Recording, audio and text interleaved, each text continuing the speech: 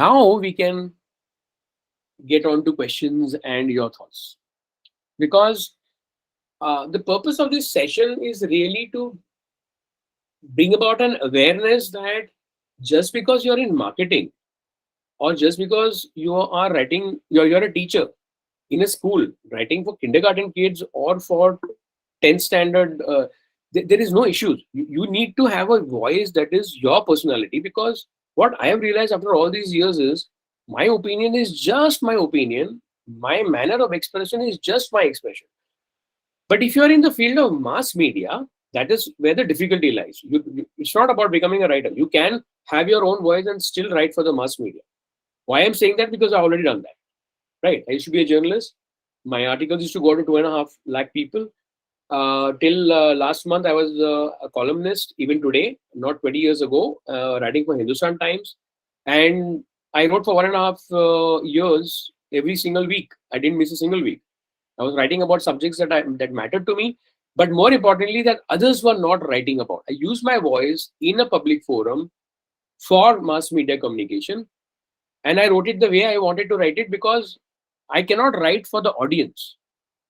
The audience has a plethora of options available today to pick and choose about how and what kind of voice they want to listen to, which subject matter they listen to. So all I can really do is present the matters, because I'm writing about rickshawalas, because everybody else is writing about the development that is happening, and about that's not important to me, very honestly. Okay, so as a social welfare person, I look at people who do not have access to funds.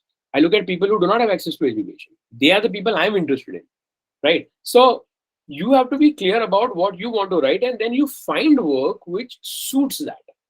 And believe me, that market is there, and that relationship is there.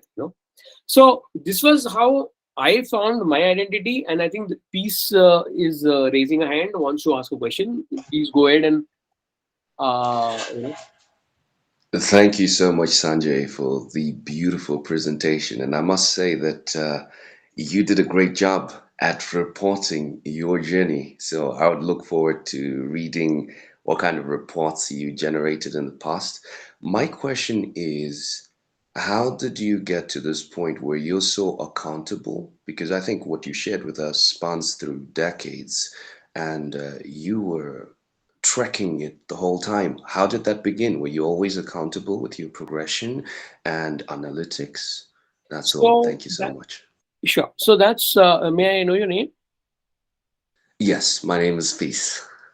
Pleasure Peace. meeting. Fair. Yes. So Peace, I think accountability comes because my background is I come, like I said, I come from my initial education was in a convent missionary school, but I also come from a Gurukul system. I had tutors, my Hmm. family had appointed, and I had gurus. So it was the method that of learning that I went through was primarily driven by what is called Socratic method, and it's question based. So I never got an answer because nobody gave me one. And every time I went to one of my mentors or teachers or family members, they said, "What do you think?" So that forced me to think a lot.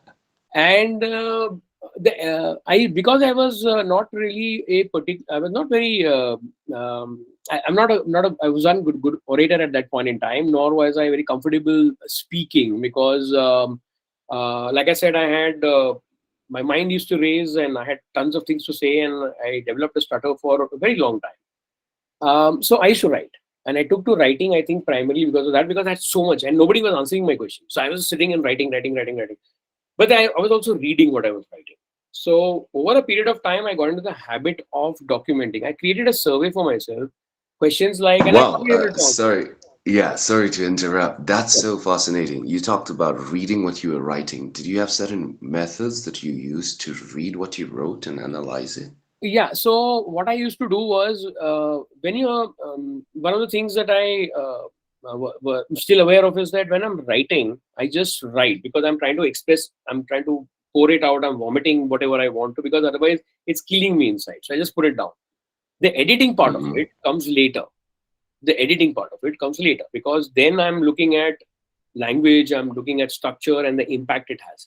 When it's raw, It's very powerful, but it's not necessarily designed. But this is not something I realized when I was 15, 16. I was just writing. The editing part of it. So when you edit it, then you sit down and analyze, and then you kind of, that separation between, see, most, as a journalist, I was a sub-editor. Most sub-editors edit other people's writings, but they don't really sit and write. I used to write and edit. So what was happening was, when I was editing even my own work, I used to take 5,000 words and I used to chop it down to 600, because that was what the space available for my column. Mhm. So in that way, I had to be very clear about the message and what I wanted to retain. There are stuff that you really want to retain it the way you have said it, because you think that's vanity, in my opinion, and I knew that it was vanity in my case, definitely. So I said, no, this is not important right now. What is important is a message, and how do I craft it into lesser number of words, but still maintain that. So that analytical process came about because I was constantly writing, leaving it aside, and then when I was editing, I used to read it and I used to make my salient points and say, this is repetition, this is repetition, you do not need to do that, this is what the message is, here you are going off on a tangent. So that analysis was something that was a regular process for me, daily process. It became more sorted when I went to journalism college later on. I think I benefited from going to journalism college really late in life. I was 25 after having done a lot of writing. So much of the things that they taught were, I hit the ground running.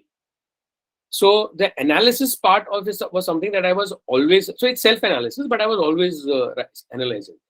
When I was analyzing other people's writings, if you think about the 10,000 hours of that Gladwell talks about in Outliers, Mhm. I spent a lot of time writing, and I spent a lot of time reading, and I spent a lot of time editing. So editing helps you analyze your own writing as well. So if you just edit, Wow. it's so easiest parts for me was editing my own writing, because I knew I would.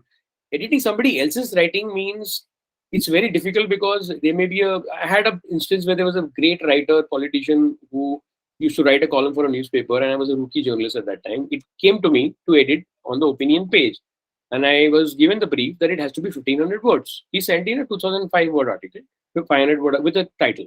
I cut it to 1,500. I gave a title which was not his, and the next day the editor got a call. So, Oh man. but it was interesting, because if you explain yourself, I think they listen. Most people don't, and it's the whatever of youth, I guess, at that point in time. If I had Thank you so much. said, Mhm. yeah, anybody else? Much appreciated. I think I'm definitely gonna have a lot more questions, but I have to leave space for Yeah, others. Thank you so much, Sanjay. Uh, may I, Sanjay? yeah, please go Yeah. ahead.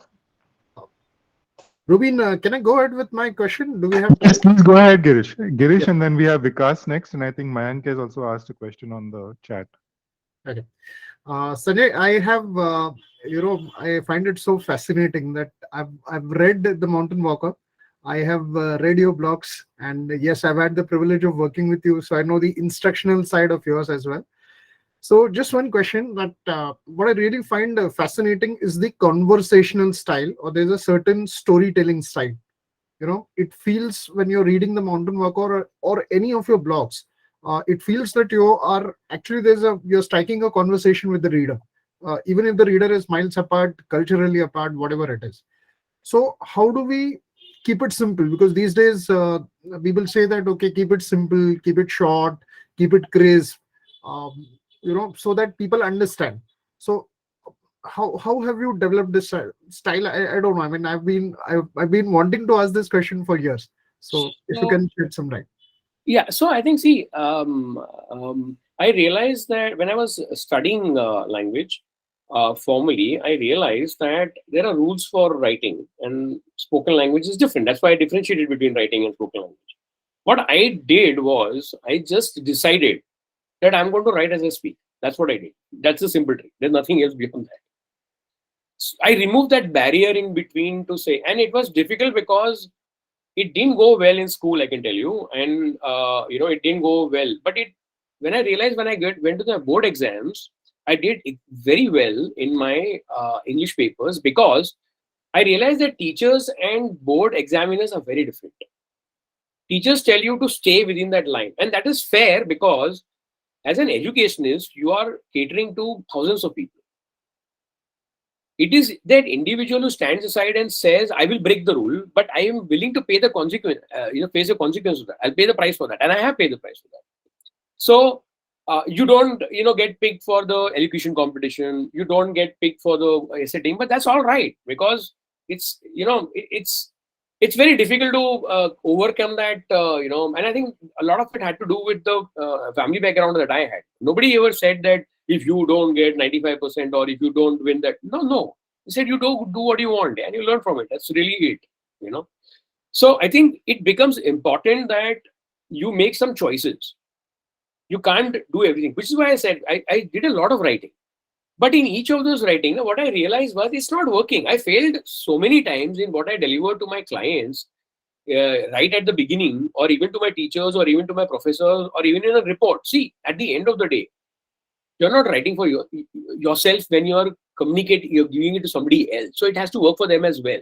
But can I do it in such a way that they are differentiated? 30 students are giving a report. What will stand out in there? So I made a decision that I will write as I speak. So I'm not going to do third person. I'm not going to do in a seventh person. I'm not going to do report. I always wrote I never wrote in passive voice, but I know when to use it. What is important, I think, in my life was that I knew the rules, I studied the rules, I followed the rules, and then I decided to break them, but not often. There is a classic thing. You do not start a sentence with because is I start my sentences with because and, but not always. I started a book with and. But there's a reason behind it. Because I am making the audience, realize that I'm already started. There's a mechanism. It's a literary mechanism. The moment you open a book, and then the first sentence is, and then there was snow. So I've already created, and I've already established a rapport with you because I'm already giving you the impression that we have been talking for quite some time. Then I tell you why the snow was important. So that's the mechanism of it. So you have to make decisions in life which are very clear. How I established that was I decided, I made a decision, I will write as I speak and I will pay the price for that. No problem. Today, the funny part is in fact, this is the world that I wanted, right? 30 years ago. Everybody is writing as they speak, or many people are. And look at, I'm so happy with the content that I see everywhere, People coming out of a remote village are writing because that's exactly what they're doing. It's an instinct. It's an instinct. How do I let them know what I'm thinking? It's because I'm just saying what I have to say. That's the end of it. I can go to Google, translate it, and put it out there. Super. Thank you so much. Right, Vikas, why don't Hi, you go? Sanjay. Hi. Yeah, Hi, Sanjay, Vikas this side. It's great to see your journey as a writer and also getting inspired from it. I mostly write content with instructional space. There are two things of my question. The first is that hit me very strongly, as you said, right? Writing these words, these are just words. What is the more important aspect is the voice. Now, when we are doing the oration aspect, these voice come out very strongly to us, right? What are the two elements I will take away to ensure these voices reflect in our writings, whether it is instruction or whether it is any kind of presentations that we put in? How do we bring the voice element in the two-dimensional space of screen? And the second part is the second part is our voices evolve. What I've seen in the past and the way I'm moving forward, the personality is evolving with time. How do we analyze the impact of these evolving types of personalities as we go further in our writings, and analyze which has created the most impact, and staying with one of them is where I'm also a little confused about. Okay, so the first part of it is how do you bring the voice into your writing? I think what is important is that we must understand how language works to begin with. There is a reason why a written language works the way it is, number one. But knowing that does not mean we have to implement everything that we know about it. Okay, so what is important is that the voice is just the manner in which we are saying. How do you know how to use your voice? Right now, I'm not going through the method acting and trying to come up with a deep voice, nothing like that. For years, I have been unhappy with my voice.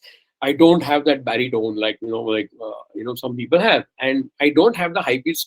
And when I get excited, my voice just goes shriller and shriller. Actually, which may have just happened. I've just stopped caring about that. What is important is because people don't react to that. What people react to is the passion that you're talking about. What people react to is the intent and intensity with which you are writing, or that is what. So honesty is what they react to. But obviously there are rules and there are exceptions. But if you live only by exceptions, then it doesn't make sense. If you live only by rules also. So it's always about equilibrium. So if I am always honest, which also means that if I'm really mad and angry, then I'll be writing a lot of unsavory stuff, and that's not the kind of honesty that really works. Understand? It's about being respectful of. You have to respect yourself, but you must also respect your audience or your reader. Just because I am angry right now, is it okay for me to abuse? No, it isn't. Just because I am angry, I want to show intensity. Do I need to use expletives? No, I don't. Because I will immediately narrow down it's disrespect actually to people who, it will be respectful, and I will find an audience who connect to that kind of language. But I will exclude everybody else. And I'm an inclusive person. As an individual, I'm an inclusive person. I'll give you an example. If I go through a bad experience with an individual, or you go through a relationship and it doesn't end well, not necessarily a romantic one, even a friendship, do I then stop trusting everybody else? Do I stop trusting the whole world? Because that's what we do as individuals, right? I have had a bad experience, which was the most intense experience in this moment in time. Do I now stop? No. So I understand that it was an individual thing. It was contextual. I cannot treat the whole world like that. So as a writer, I must respect myself, most important, but equally important or secondary importance is I must respect the people that I'm writing for. So yes, when I write the raw thing, it's full of all kinds of things. But even when I'm writing raw things, it's very rare that I use, because that's not my personality. It's not how I speak. Understand? If I use bad word, it's going to be in jest. But every bad word has a connotation, which will probably. So you have to separate. You have to separate what language is, but when you're writing, you have to integrate it. So it's not confusing. It's just that don't try to be someone you're not.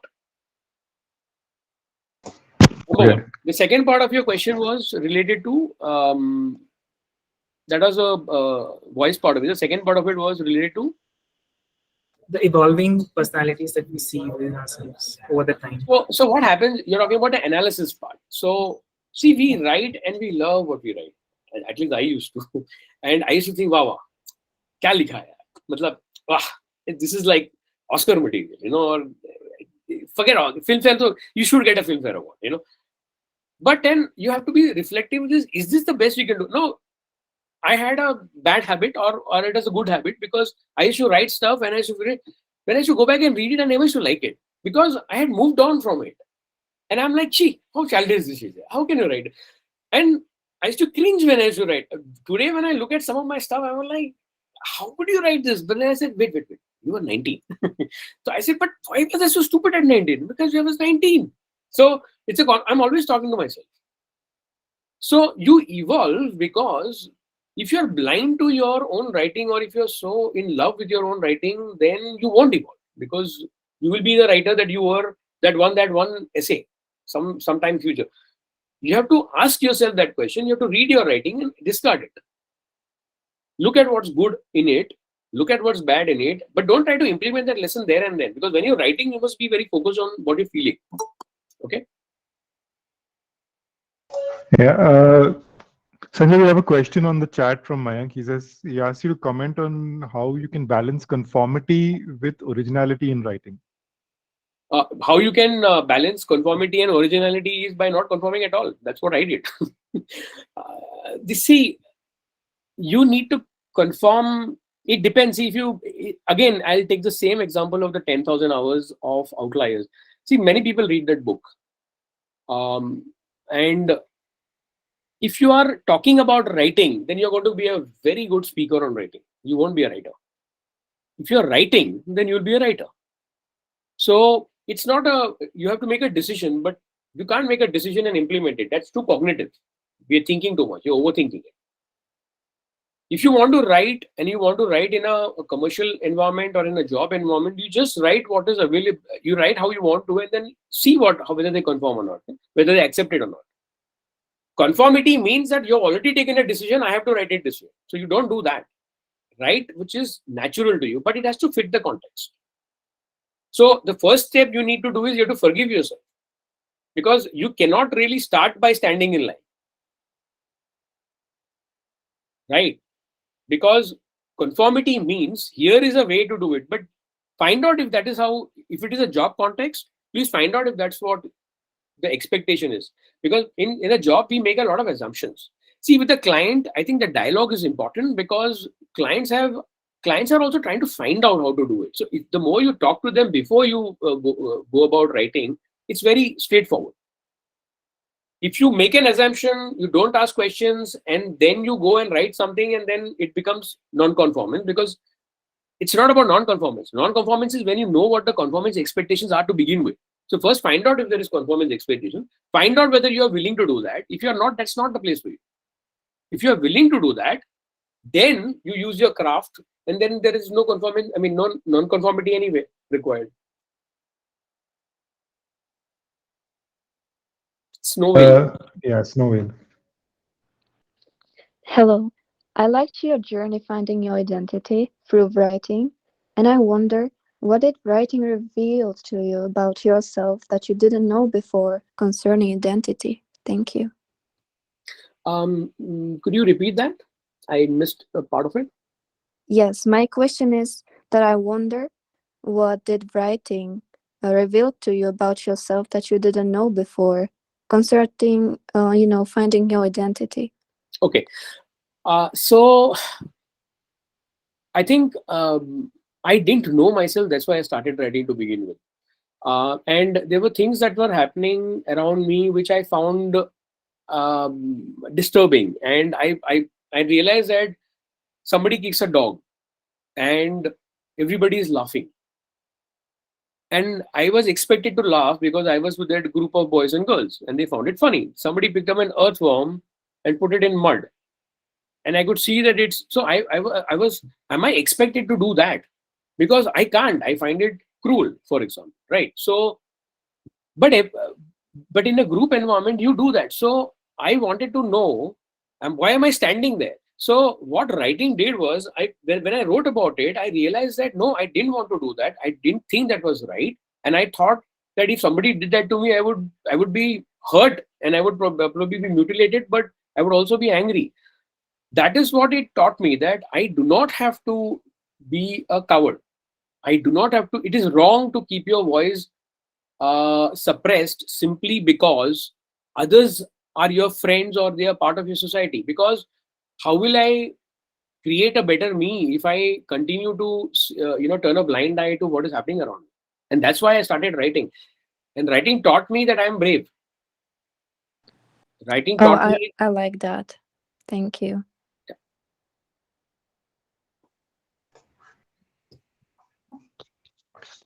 So Sanjay, I mean, I think you already answered this, but I mean, in terms of, this is a slightly different take on it, in terms of the conformity versus, trying to find your own creative voice. Now it comes to, say, for example, some people are doing this as a profession, to make money out of it. Okay, they're doing it for somebody else, and you say that, okay, no, you decided to hell with the world. I want to follow my own identity and my own voice. But many a times we are dictated by, say, brand, or by guidelines, or by company guidelines, etc., that come in. So in that case, how do you still maintain the voice that you have versus the voice that you need to communicate in? So, believe it or not, like you said, I've already answered this, but I'll give you practical examples from my career. I worked That will be useful. That will be useful. Yes. Yeah, I worked with Times of India. The Times of India was at that point in time, and I believe it still is, the largest circulated, the largest read English newspaper in the world. It was definitely at that point in time. My best friends were in marketing. But why? Because I was a journalist, but most journalists were, here is what a journalist should be, here is what you write, here is how you write. Okay. Now, when I was interviewed, I come from Bombay. I came to Pune. Pune is a very deeply cultural, traditional city at that point in time. What was I doing there? There was a youth page. It was the only youth page at that point in time. I was running the youth page. I was talking to colleges. Can I write in a formal, whatever manner, just because others are expecting me? No. So, and that is an argument that I had. But the point was that nobody before that, for that particular writing, actually went to the editor and said that this is the audience. You can't speak to them in X, Y, and Z manner. If you don't ask the question, you won't find out whether that is the expectation to comply or not. So you must ask the question. So for 6.5 years, I was at time, before that I was in Maharashtra Herald. And there were bits of writing which, so if people ask me, what is this? You're writing music reviews and you're writing that. Is there anything that you regret? I said, no, because whatever I wrote, I wanted to write. They gave me complete freedom to write whatever I wanted to write. How is that possible? People think that you have to write, what they want you to write. But I'm an example of a person. The Good Morning Pune column was the first and only column, which was a daily column in the group. For how did that happen? Because I asked, can I write a column every day? I want to write every day. The only question they asked me was, will you be able to sustain it? What are you going to write about? So the editor who came from Bombay, then she sent it out to the group headquarters. They approved it. That is how easy it was. Okay. Same thing applies to instructional design. When I moved into instructional design, there were many other instructional designers who knew what they wanted to do. But I was like, here is the course material. This is technical content. We talk about interactive. Let's make it engaging. How? How are you going to make it interactive and engaging? By doing reported speech. There's a guy who's sitting there, knows this content. There's a woman who's sitting there.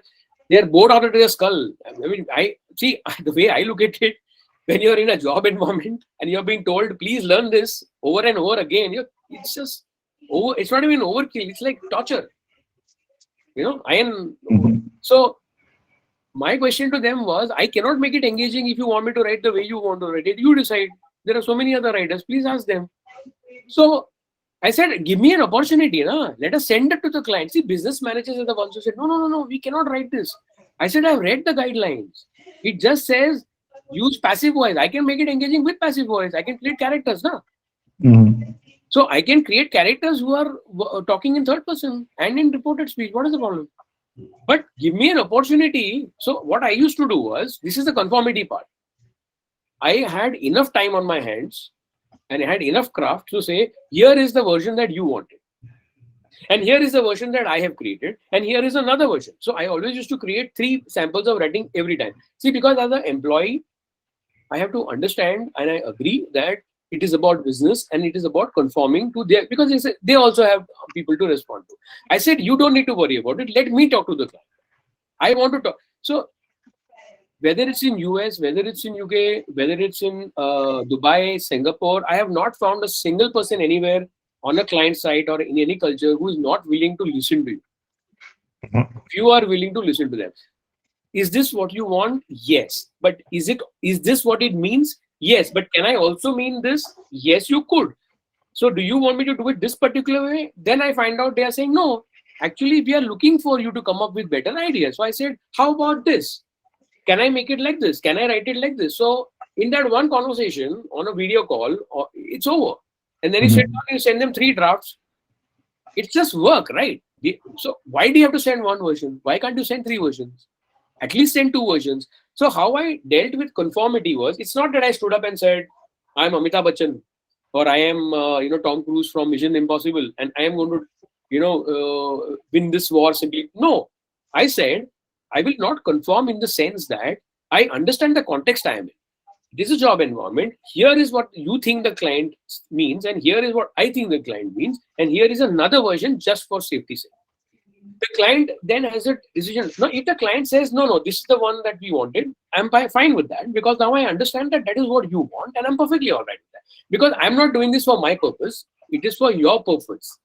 So I don't think there's a confusion with conformity if you are able. See, conformity is a notion in an individual's head. We think we are being forced to do something which we don't want to do, but that's not true. We feel that because we're not asking the right question at the right time. Please ask the client, give them examples, show them different variations, and then understand. If you understand what the requirement is and then you decide not to do that, then that is a job fit problem. Okay. It's a job fit problem. You don't want to do it. Then what you really want to do is write your own book, write your own course. Then that's what you should do. You should not be, Okay. Can I answer that question for everybody? Yeah, I think that was very, very insightful, because we are faced with these issues day in and day out. So it's a very valid and relevant. See, the more examples you give, the more variations you provide to your collaborators, the more likely it is. All I'm saying is your voice does not mean your thought process, your political beliefs, your religious beliefs have to come into it. No, it's about language at the end. You have to be very clear about, this is my personality. I'm speaking very clearly, and this is how I speak to my children. This is how I speak to my clients. This is how engaged I am with my clients. This could be a client meeting for all, So it's an exchange of ideas. Okay. So thanks so much, Sanjay. I think we've overshot the time by quite a bit, but I think your experiences and the way you addressed some of the dilemmas that we face, day in and day out as content creators. I think it's a very very important thing that in this world of social media, where everything is trying to be a trend or a fad, you've sort of given us some direction on first focusing on ourselves, understanding who we are, figuring out that we need to write daily. I think that's one big takeaway for me specifically, to write and create daily, and also to keep track of our own personalities and our own voice and how we've evolved, because we have evolved as individuals, and we must acknowledge that and move toward newer and better self that we keep understanding of our own personality. So thanks once again, Sanjay, and on behalf of everyone here and the community, we will definitely have you back. I know we've had a conversation where we've discussed multiple topics that you can speak on. So we will have you back. Maybe early 2023 is when we'll call you back. So thank you so much, Sanjay. My pleasure. This ends our session. I'm available on LinkedIn. I'm very happy to connect with anyone. And I look forward to, the questions today were really great, because the questions make you, force you. See, I think it's that question answer session. That's the Socratic method anyway. The more questions you have, the more, because as a speaker or as a writer, you don't really prepare for much of it. You ask a question and say, I've done that. Let me pull it out from my head. Maybe I didn't think about it, So the questions were really great. I appreciate that. Yeah. Thank you so much. That ends our session. Thank you everyone for joining. We do this session every month, so please look out for the next meetup. We also send out a newsletter in between the two sessions, so look out for that.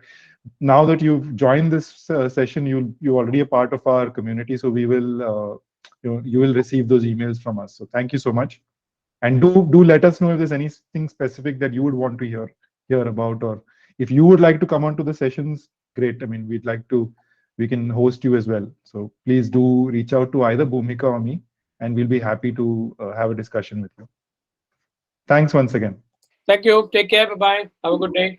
Thank you. Thank you.